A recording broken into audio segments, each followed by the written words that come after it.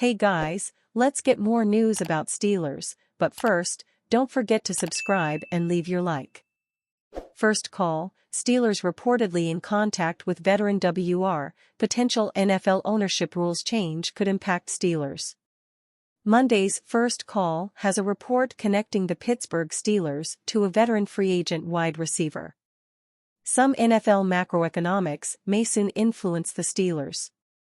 TJ McConnell and the Indiana Pacers are onto the Eastern Conference Finals. And at least one NHL award has plenty of Pittsburgh connections to it. As the pickings are getting extremely thin at wide receiver, the Steelers still need to add a legitimate threat.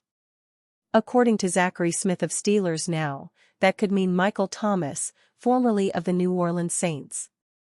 He reports that the team has been in contact with the 31-year-old free agent.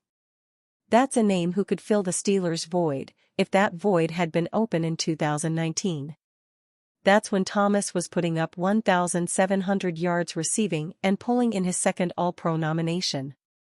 Since then, though, Thomas has been healthy for just 20 games over the last 4 years. He has dealt with ankle, foot and knee injuries during that time. From the start of 2020 up until now, Thomas has totaled just 141 catches for 1,057 yards and 4 touchdowns. His 5 previous seasons all resulted in at least 1,100 receiving yards. The Steelers certainly need a veteran complement to George Pickens. At this stage of his career, though, if Thomas is that answer, the franchise never should have created the question by trading Deontay Johnson. A significant development on the big business end of NFL ownership could have a ripple effect when it comes to the Pittsburgh Steelers. According to Michael Rothstein of ESPN.com, NFL owners are considering the allowance of private equity firms or institutional wealth to invest as limited partners. That practice has always been forbidden in NFL ownership bylaws. However, costs are getting so high to purchase shares of NFL franchises that the pool of potential minority ownership dollars is shrinking. Also, as Rothstein points out, allowing private equity firms to have some skin in the game could free up ownership cash for stadium replacements or renovations across the league without getting into the sticky public funding debates. Keep in mind that Acrisure Stadium is about to open its gates for a 24th season. It is at least in need of some upgrades. Three Rivers Stadium only lasted 30 years. Rothstein says that owners are reportedly going to be discussing, and potentially voting on, the matter this week. The Indiana Pacers closed out the New York Knicks in Game 7 of the Eastern Conference semifinal series Saturday 130-109. Chartiers Valley product TJ McConnell chipped in with 12 points and 7 assists. He was 6 of 8 from the floor in 23 minutes of playing time. The Pacers were a plus 21 with the one-time Duquesne Duke on the court. In the series, McConnell averaged 11.8 points. He also put up 38 assists and 8 steals against 10 turnovers over the 7 games. Up next, the Pacers will face the Boston Celtics in the Eastern Conference Finals. According to BetRivers, the Pacers are plus 620 underdogs to win the series. Whoever wins the best of 7 gets either the Minnesota Timberwolves or the Dallas Mavericks out of the West in the NBA Finals. The NHL's Zelka Trophy results were revealed over the weekend. That honor is given annually to the forward who demonstrates the most skill in the defensive component of the game.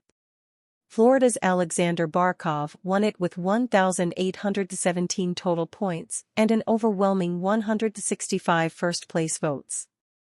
Former Penguin Jordan Staal had 4 first-place votes. The Carolina Hurricanes center finished second in the balloting with 539 points. Toronto's Austin Matthews was third. There were some other Pittsburgh ties in the final list. Penguins captain Sidney Crosby finished 9th, 85 points. Former Coraopolis resident J.T. Miller, 28, of the Vancouver Canucks was 15th, and Upper St. Clair's Vincent Trocheck was 16th, 26. Fowler, Steelers will give Justin Fields a lot of reps in OTAs. The Pittsburgh Steelers are well into their offseason program, and it will only be a matter of weeks until we see the team head to Latrobe and begin training camp. For now, though, the team will continue with their OTAs, with minicamp also between now and training camp beginning. Speaking on SportsCenter, ESPN's Jeremy Fowler says to expect the Steelers to give quarterback Justin Fields a lot of reps during that time. Russell Wilson has pole position of the number 1 spot, according to head coach Mike Tomlin going into OTAs, Fowler said. But Justin Fields, expect him to get a lot of reps. The Steelers, I'm told they love to get their backup quarterbacks reps, sometimes the first team, second team, scout teams. They're gonna move Fields all over to get him a lot of throws early on. While it's Wilson's job to lose throughout the summer, many fans hope to see, and some expect to see Fields at some point this season. Source: Steelers have contacted Michael Thomas. With new Pittsburgh Steelers offensive coordinator Arthur Smith coming on board to try and help the team's quarterback situation, they hope to see much better offensive play across the board, and that means that another weapon could help the entire offense out significantly. But who makes any sense for the team to fit into that mold? It could be Michael Thomas that makes sense. Brad Spielberger of PFF Now projected the type of contract that Thomas would command, stating that a one-year prove-it deal would likely cost $6 million. But with some of the contracts going around now, there would be a real chance that it could come in at even less than that. And former Steelers linebacker Arthur Moats wants to see them land him, too. This is another better scenario for him, Moats said. He's not dealing with end of Drew Brees, Sean Payton leaving, you got Taysom Hill there saying is he your quarterback, and you're often injured. I get it. Now, we going to pay you cheap and we are going to see if you can get back to what you were once viewed as in this league. I look at it like that. Now, he's cheap, but proven, and the other receivers in that room are going to want to show they're nicer than Michael Thomas. Thomas was released by the Saints in March, even after restructuring his contract in 2023. He was only set to make $1.21 million in base salary and a $2.2 million roster bonus. Thomas caught 39 of 60 targets for 448 yards and 1 touchdown last season. And according to Steelers Now's Zachary Smith, the team has been in contact with Thomas. Whether that is serious talks or will lead into something more is unclear. Thomas could come far cheaper than a player of his caliber normally would come given his injury history. He missed a lot of time with an ankle injury and has yet to regain his form as a top NFL wide receiver at this stage in his NFL career.